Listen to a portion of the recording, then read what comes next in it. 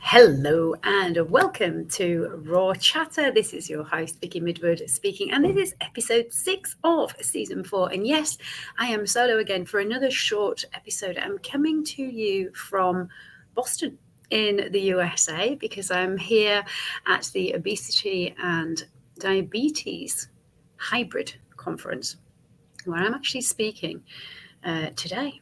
So when you hear this, I will either have done my presentation or I will be about to go on stage. So I'm doing a keynote on being more compassionate and more understanding when it comes to people who have got issues with food, weight, whether it's overweight, underweight, obesity, and any of the issues that go with it. And it's been a very interesting day one.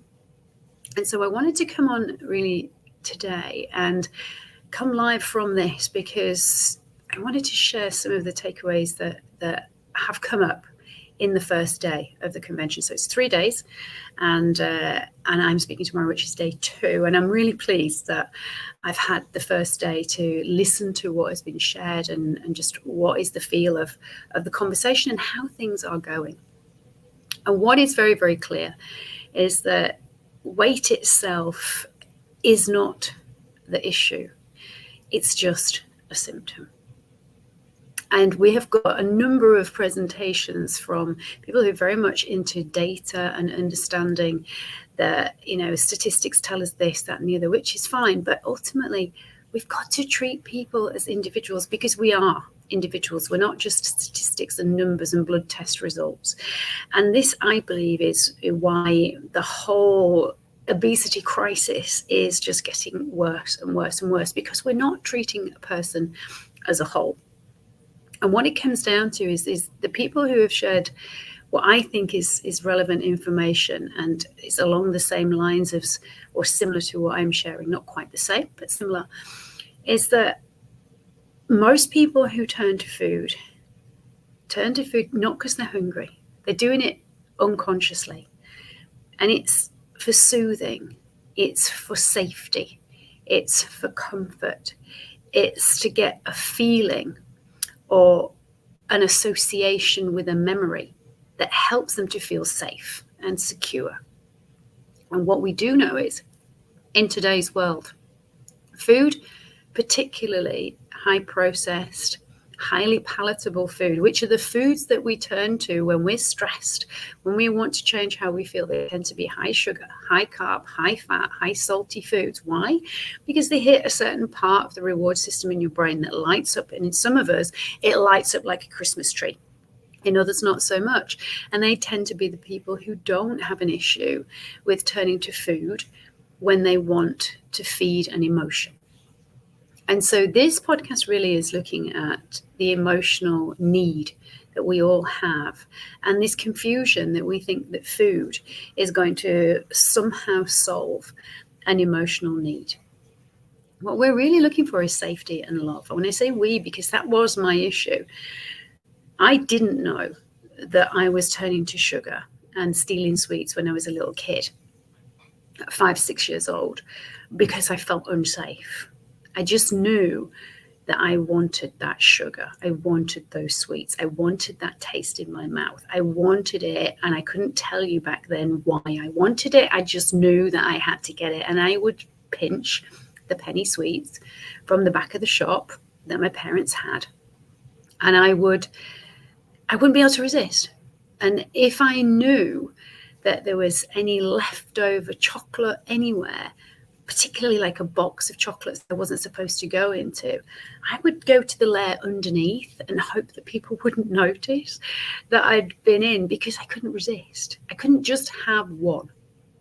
And that's from being a tiny person. This has been shared today. And when you recognize that a lot of this stuff is driven by our childhood memories and associations with food, the connection that we have with certain foods, and we all have what I call food stories. And one of the ladies shared that with us on the convention today. She was talking about her addiction, her understanding and realization that she'd got food confused with something else. And it wasn't able to fix things. Food is never the answer.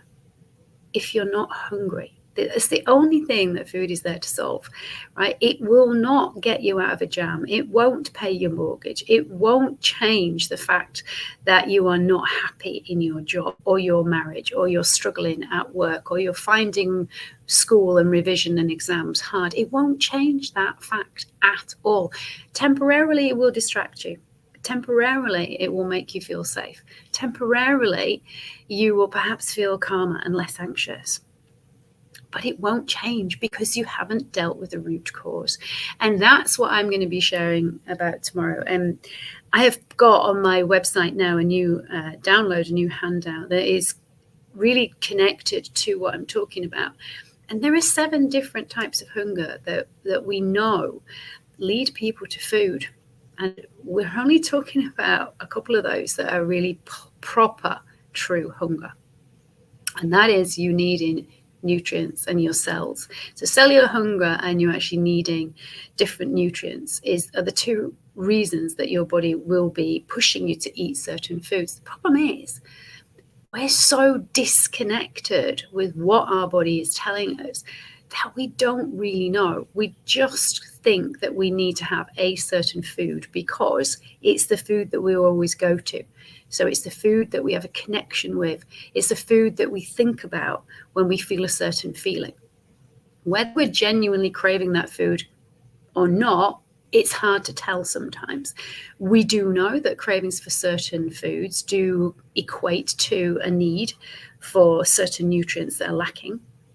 But we also know that highly processed, highly palatable foods have been scientifically manufactured to be addictive, to hit the bliss spot in your brain.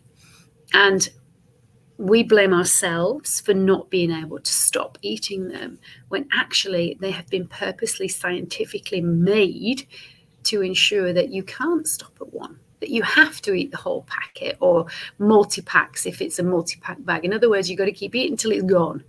And they purposely have been designed by food scientists to hit that bliss spot so that is exactly what happens. And then we blame ourselves. We blame willpower. We should have known better. Why couldn't I stop myself this time? Well, you were designed to keep on eating and it's not your fault. But this is what we've got to understand, that you weren't feeding hunger, true hunger in the first place. You were feeding maybe mouth hunger, maybe nose hunger, maybe eye hunger. And these are explained in the download. So the link is here in the show notes for this podcast if you want to go and check it out. But when you realize that food really is to nourish, it's for nutrients and it's to nourish, and that is it. It's not to give you a hug, it's not to be a friend, it's not entertainment, it's not meant to be a distraction, but we use it for all of those things. And we've learned to, the problem is it works, but it only works short term. And the issue then is that if we keep overindulging, the chances are that we are going to eventually start to put on weight, and that will make us feel not great about ourselves when we already didn't feel that great about ourselves in the first place, which is probably why we turn to food. And so the question is, what is it that you're really hungry for? And usually it is for connection to other people and connection to yourself. Because in my experience, so many people have issues with weight, with binge eating disorder, with stress eating, emotional eating, and with restricting and orthorexia and anorexia. They don't like themselves, let alone love themselves. And they certainly don't see their body as being a part of them. They see it as separate. And yet we're not chopped off at the head. So how can your body be separate to you? We are a complete whole being. And we're not separate bits and separate organs. And some of that information was shared today in the endocrinologists were looking at the hormones.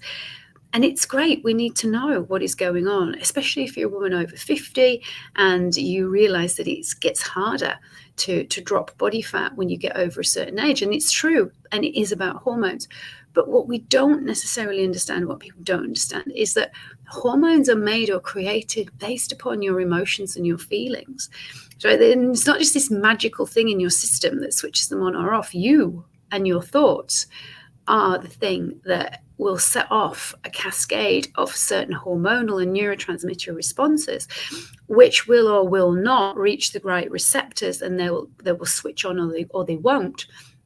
But that's not about your endocrine system doing something wrong. That's about how you're thinking and the stories that you're telling yourself and the associations and the guilt or the shame or the whatever, the anxiety that comes out when, for example, you have eaten more than you said you were going to do, or you found that you've mindlessly eaten a whole family packet of chocolates and you didn't even realize. So this is where the disconnect comes in, because at this convention we've got scientists who are looking at data, and data is great, right? But we are human individuals. And so we need to look at each person as a separate person and look at their whole lifestyle. And why are we turning to how we look and feel and food as something separate? They are all linked, because ultimately we have decided that if my body weight or my body shape is a certain way, somehow everything will be fine. Well, that's along the same lines of thinking as if I win the lottery, all of my problems will disappear. But that's not true. You will still have your issues with your colleague or your neighbor, or your marriage won't change if you're in an unhappy marriage and you haven't won the lottery. If you're in an unhappy marriage and you're 3 stone overweight, or you lose the weight or you gain the money from the lottery, it doesn't change the fact that you're in an unhappy marriage. And it's that we're not looking at. It's the root, it's the cause, what is driving us. And for the majority of people, it's based back in trauma. It's based in childhood experience or big events that have set off certain feelings and emotions. And those have led us to wanting to turn to food for comfort, to feel safe. It's familiar. You can always rely on it. It doesn't answer you back. It's not going to argue with you, right? And you kind of know what you're getting. And it does work. Nobody who turns to food under stress or for emotional eating does it because it doesn't work, right? We're not stupid. We do it because it does work. And that's where it's a challenge, because we can turn to cigarettes, we can turn to alcohol, we can turn to shopping, we turn to gambling. But we have to have nutrients. We can't not eat. We can not drink alcohol. We can not gamble. We can not smoke. Right? It's tricky not to shop when it comes to food and stuff and clothes. But in general, food is a biggie, because we have to have nutrients to survive. So we can't just put food down, end of story, and be done with it. It's not that simple. So is it a complicated, really hard issue to overcome? Well, it is if you're only looking at one or two aspects of it, but it isn't if you're looking at all of the areas that we need to look at. And it's like a jigsaw puzzle. We have to have all of the pieces for you to complete the picture, for you to get the success that you want. And for most people, that equals just having peace around food. And it may be a bit of a big leap to say that we want people to love themselves, because if you don't even like yourself to start with, jumping to love is too big a step. But starting with respecting yourself and actually understanding how your body works, or how the human body works for a start off, but then when you know that, how your body works is such a key piece. And so many people do not understand how food works in their body and how their body works with certain foods. This is fundamental stuff that we need to learn, that we need to educate people on. And nobody likes to be told what to do. So if you're just given a to-do, eat this, don't eat that list, it's not helpful. As soon as we start going down the road of restricting, we're already going to feel anxious. We're already going to feel unsafe. And this is the part of the picture that we have to take on board. Weight isn't the issue. It's a side effect. Weight is a symptom of something else. And that is what I'm going to be addressing when I'm speaking tomorrow, is that we need to look at what can we do to help individuals, first of all, recognize why they're turning to food, because there is a reason and it's not usually hunger. And we need to look at what foods are they going for? What are their food stories? What are the memories? What are the associations with those foods? Because it's to feed a feeling. It's to feed something else. So what are you hungry for? Is it affection? Is it validation? Is it just being heard? Is it that you actually do need somebody to wrap their arms around you and say, hey, I love you? Because once we've got the awareness of why we're turning to food, that's when we can start to take the next steps. And it's not focusing on losing weight. That is not what we need to do. We need to focus on how can we help ourselves to be able to manage our feelings and our emotions without feeling the need or the compulsion to turn to food or any other substance for that matter. And that's what we and I hope all of the people at this convention are going to be wanting and working towards. And there is some amazing things happening out there, but they're all disjointed. And so I hope that everything that we all start to share and we start to talk about together will mean that we can start to actually become more connected and less disjointed, with a specialist over here in endocrinology and somebody over here in diets and somebody over here in exercise and somebody over here in psychotherapy and somebody here in trauma release. We need to get everybody on board so that we've got all of the pictures of the jigsaw puzzle covered. And that takes time, effort, and energy. But I hope that this is the start of things beginning to change so that we can reverse the trajectory of what is going on with the obesity crisis. And it doesn't just mean focusing on food and exercise. Those are not the most important things to start with. It's the awareness of why do we feel the need to use food to change how we feel. That's where we need to begin. And once we get some answers, then we can start to tailor-make the right steps in the right order for somebody to start to feel finally at peace with food and with the body that they have. So I want to leave you with this. If you are struggling with food, with eating, body size, with body image, ask yourself, what do I think is really driving it? Because it's not just a desire to be thinner than everybody else. It's not just a desire to have people telling you how fantastic you look. It's much deeper than that. And that is my challenge to you. Work out what that is. Start journaling. Put down on paper what you think it is. Ask yourself, could there be more to it? And what else? And then what? And what about this? And what about that? And just start asking questions so that maybe you can help yourself to find out why you are turning to food. In other words, what are you really hungry for? And then you can take the next step to getting closer to being able to give yourself that, or to being able to ask for that from somebody else. I'm going to leave that with you and say thank you, as always, for listening.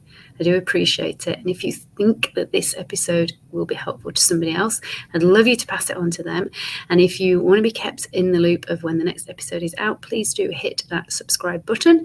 And I will see you on the next one. Take care of yourself. As far as we know, we only have one body. Look after it, because it's looking after you. Bye for now.